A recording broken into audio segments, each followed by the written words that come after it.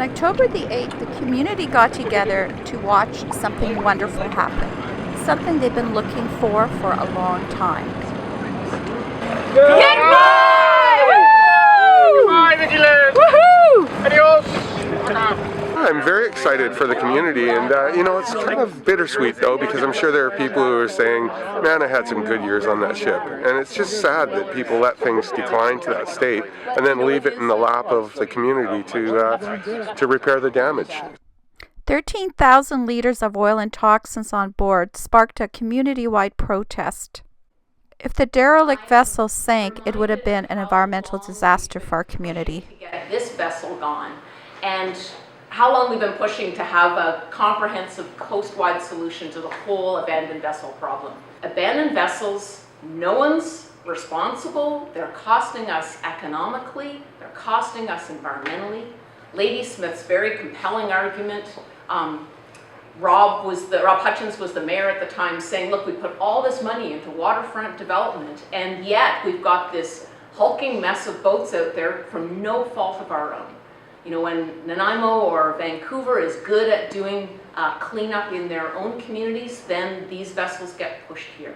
And if they hadn't been pushed here, then they would have ended up on Thetis Island or Penellicut Island or somewhere. So that's why I'm so glad to have had former Member of Parliament Jean Crowder do a real push on the federal side to say we need a comprehensive coast-wide solution so that this problem does not get pushed from one harbour to the next.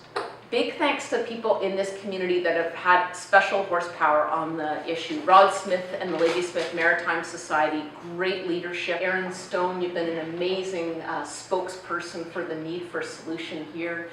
Take 5 has done amazing journalism of really connecting the dots. Ladysmith Chronicle's done a great job of keeping it in the headlines. It's fantastic that Viki Lyne II is going to go. It's fantastic this community kept the pressure on to make it happen.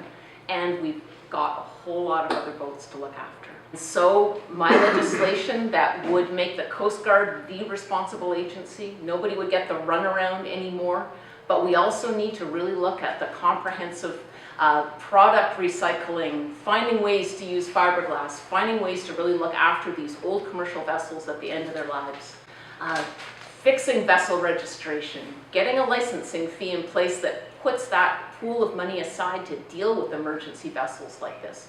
Washington State and Oregon have got good models that we can draw on.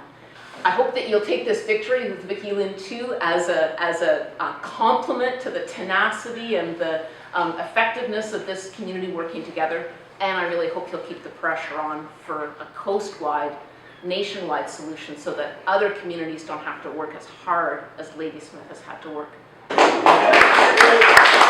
It does highlight, though, when we look out here today and see the Viki Lyne move, how much of a problem still remains. So we must continue to keep the pressure up, and now that we don't have this really symbolic big piece, we do have to make sure that we keep up that pressure on our federal government to give us a coast-wide, coast-to-coast-to-coast, long-term and sustainable solution to derelict vessels in our community. As we move forward with our waterfront visioning process, bringing the communities of Staminas and Ladysmith together, this is going to be another big issue that we need to tackle in the context of how we plan the economic and the environmental future for our communities. We should take pride and really enjoy this nervous but exciting moment to see the Viki Lyne II leave our harbour, but we absolutely can't let up. So let's stay working together, let's keep our foot on the pedal and make sure that we come for a long-term solution that will remove this blight from coastal communities across Canada. We pulled our kids out of school today. Ava and Sam, they're sitting at the table there. So they were here a year and a half or so ago when the protest, organized mostly by Rob Pinkerton, brought people of the community together. And there's a picture here of them holding up a sign that says, there's a couple of signs. This one says Save Our Marina, the other says Save Our Harbour. They were on a boat. People were out in kayaks and canoes.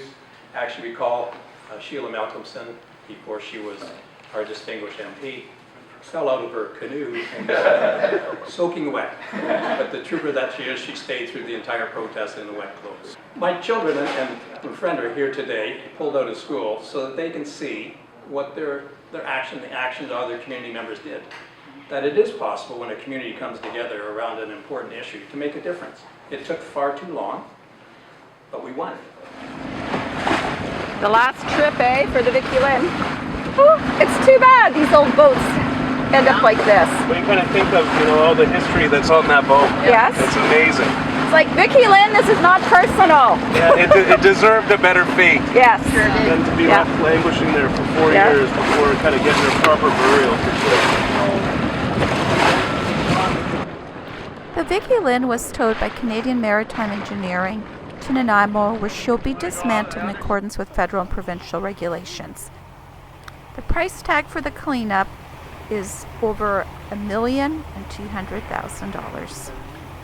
The 108-foot fishing vessel had been built to the highest specifications in 1961 in England. She plied the coast as David Wilson and the Admiral Hardy. The Viki Lyne was sadly only 55 years old. By all rights, with proper maintenance, she should have had a long life. She's on the hard now, waiting for her final fate.